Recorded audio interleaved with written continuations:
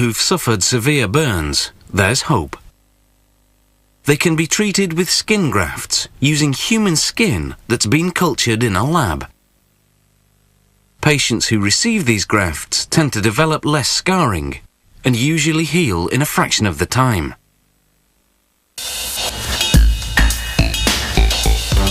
To grow skin, skin cells have to be isolated and collected and made to multiply. It all begins with the removal of a small skin sample. The 10 million cells in this piece are enough to make a culture. The skin soaks in a medium containing penicillin and gentamicin, antibiotics which protect it from bacterial infection. Now a piece of skin is cut and delicately sectioned on a Petri dish with a scalpel. The fat is gently detached from the dermis, since it will not be needed in the culturing. The skin is cut into thin strips, because thermolysin, the enzyme which separates the dermis from the epidermis, acts more efficiently on small surfaces. Then, an enzyme destroys the links uniting the dermis and epidermis cells. This procedure is carried out in this incubator over 3 hours at a temperature of 37 degrees centigrade. Once incubation is over, the Petri dish is removed from the incubator. Only the epidermis cells, called keratinocytes, are retained. The epidermis is detached from the dermis with great precision. Now the strips are placed in a trypsination unit. An enzyme will destroy the links uniting the epidermis cells in order to isolate them. This operation signals the cells to multiply. In order to increase the effectiveness of trypsin, the trypsination unit is placed on an agitator. The liquid containing the cells in suspension is drawn off.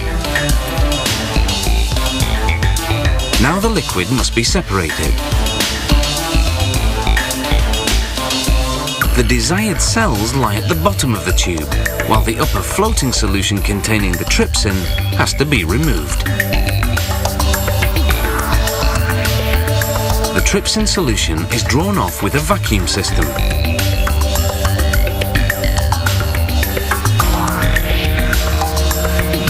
In order to eliminate all traces of trypsin, further chemicals are added and the mixture put back into suspension.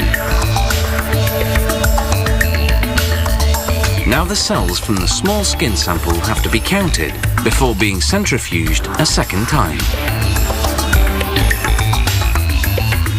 The cells are counted by hand using a microscope, or in this specialist equipment. The exact number of cells obtained during a biopsy is determined, as well as the best skin cells needed for maximum growth.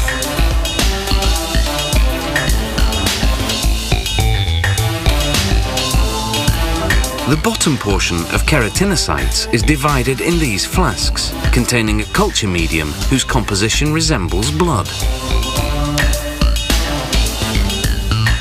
Placed in an oven at 37 degrees, the cells will multiply over a week in these flasks. The solution in which the cells are immersed is changed every 2 days.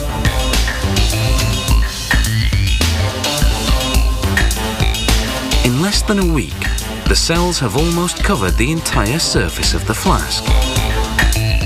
They can now be trypsinated anew to create a further 50 flasks, which in turn will be placed in the oven for about 1 week.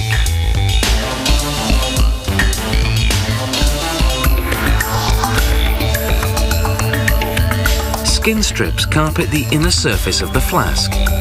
They are then detached with a spatula. The flasks are cut in two with a heating unit resembling a soldering iron.